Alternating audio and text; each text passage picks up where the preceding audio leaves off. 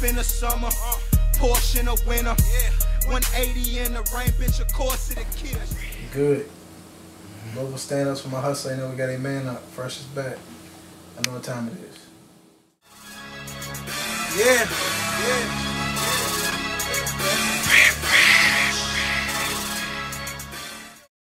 Fresh out the release of your highly anticipated Fresh is Back mixtape. How you feeling about the feedback, my nigga? I feel great, bro. I feel real good, bro. CD sales is good. It's on a couple different websites. They got more downloads than I thought it was gonna have, so I'm good. The city's fucking with it. It is what it is. It's time to expand the brand and keep moving. And if there is a person that don't have the mixtape, where can they find it? You can get it at Soul Foundation on LaGrange Road. You can get it at Established Boutique on 2nd and Muhammad Ali, and Better Days Better Days Records, and Lowndes Mall, and the Better Days on Bardstown Road. How important are your listeners' opinions? I think the listeners' opinions are very vital.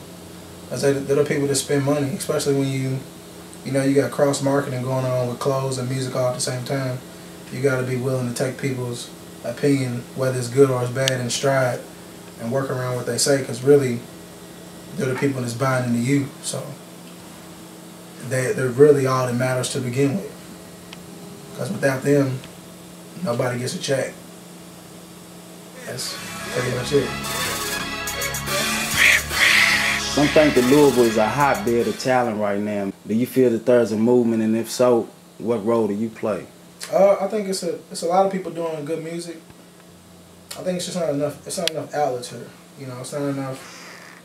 It's not enough outlets here. It's not enough revenue.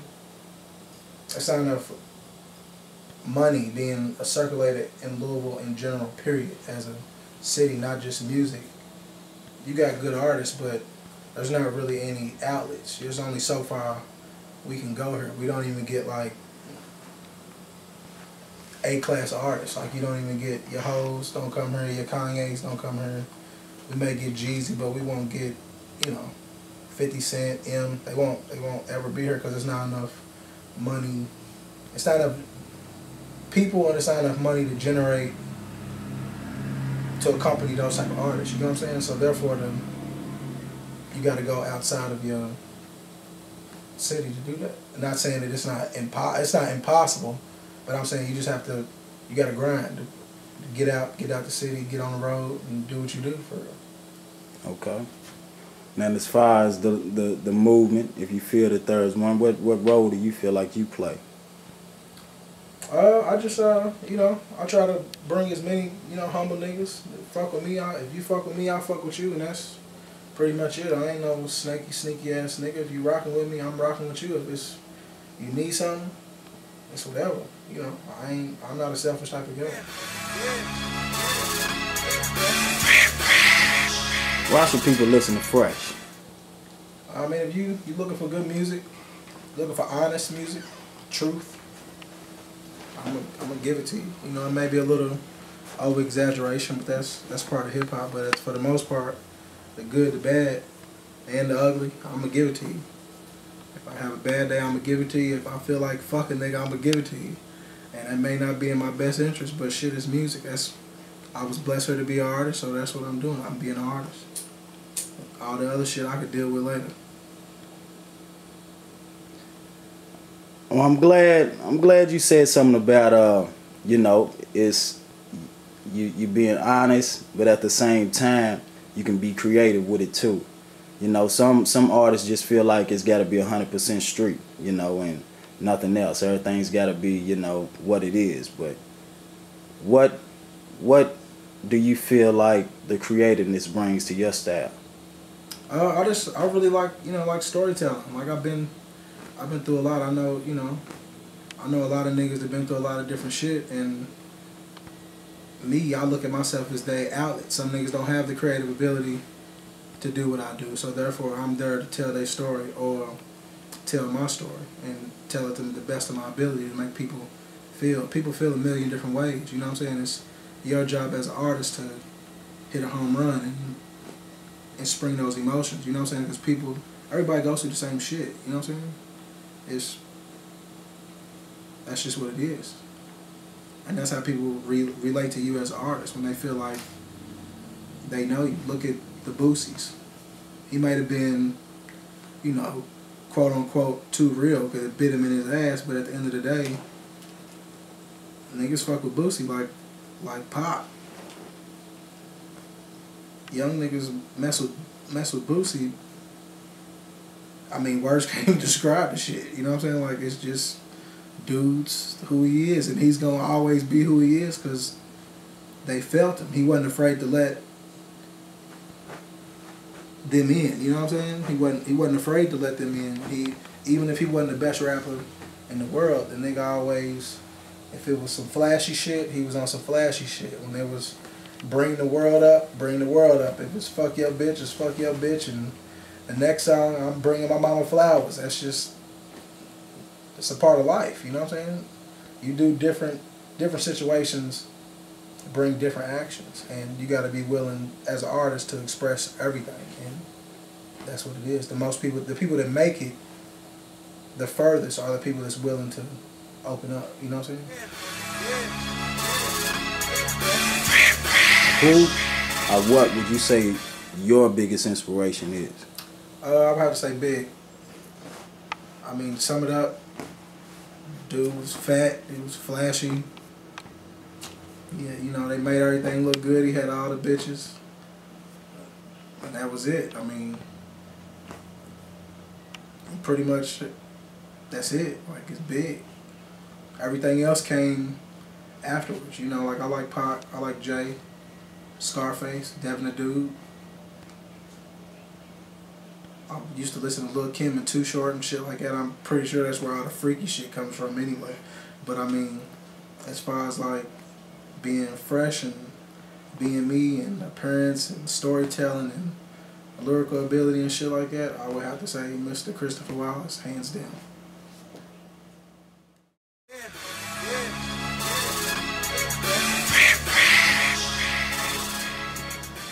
Okay, we can't keep beating around the mixtape.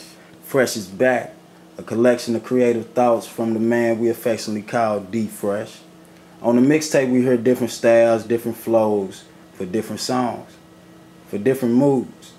Do you have a favorite? My favorite song would have to be Let Me Show You How to Do That, Workout.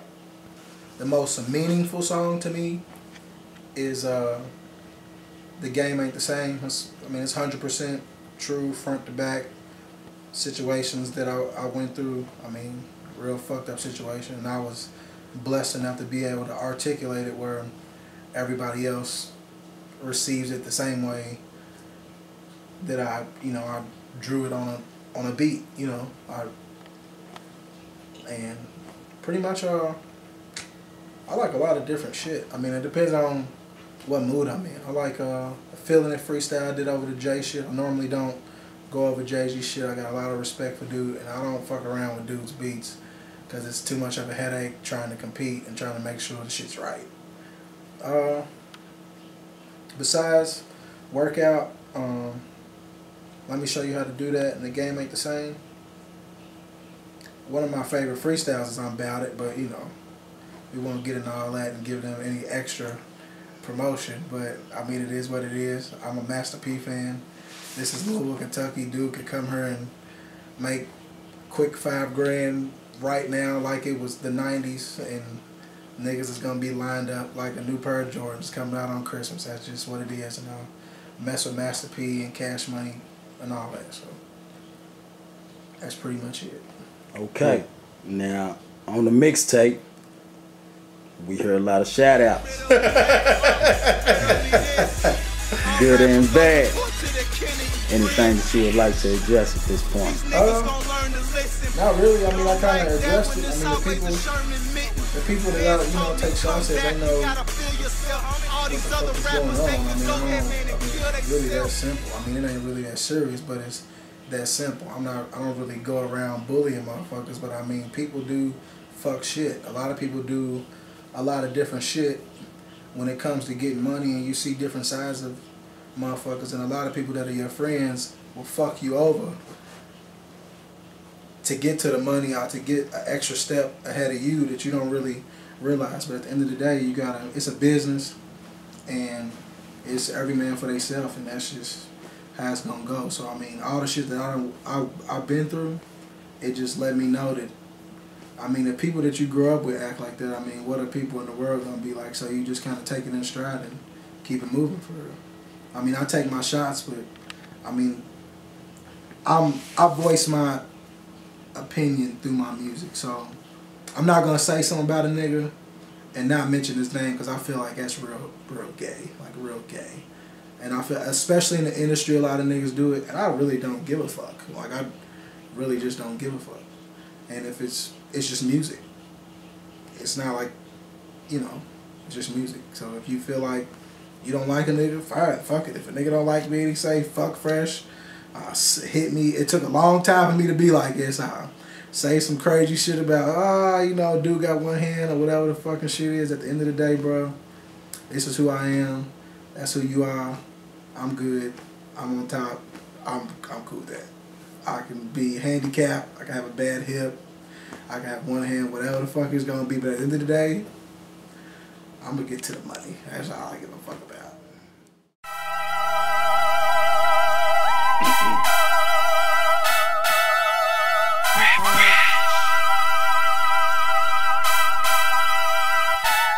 I've been trapping all day, hustling all night, getting money all day, counting money all night. Let me show you how we do that.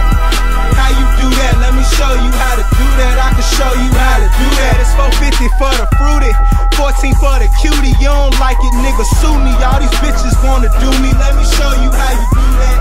I'm jamming on them. I don't know what you do, where you from, but we shanning on them. Let me show you how to do that. You've been doing this for a while now. How long?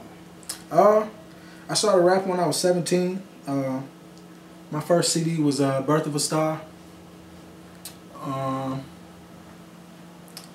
That was the first 10 grand cash that I'd ever seen. I sold CDs out the back of my trunk. It's just a true story. I used to sell CDs on 4th Street before it was 4th Street Live.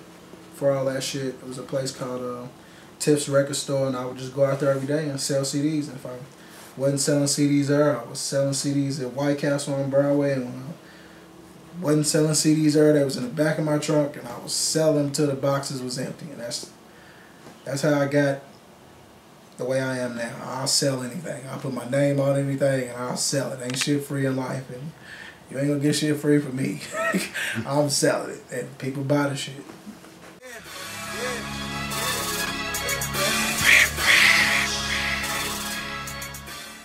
Have you experienced any noticeable changes in your life through the success that you've already had? Yeah. I wouldn't necessarily call it success. I mean, I feel like I have a lot of work to do. I ain't really done that much. I mean, niggas still living, you know, niggas still doing what he's doing, and niggas still living like you normally live. I mean, but as far as changes, I mean, people treat you different, you know. Yellow bitches is on my team. White girls is on my team. Chocolate girls is on my team. And it wasn't always like it. I just put it to you like that. But, I mean, I just take it in stride. I appreciate the support. And from the bottom of my heart, I'm rolling. The ball's rolling, and I'm just push it, and I'm going to keep rolling with it. A lot of other changes. Just a lot of jealousy shit, you know. Puff said it best, you know. When you get to the top, or you doing something good, people that don't even know you don't like you, and that's just the way it's gonna be.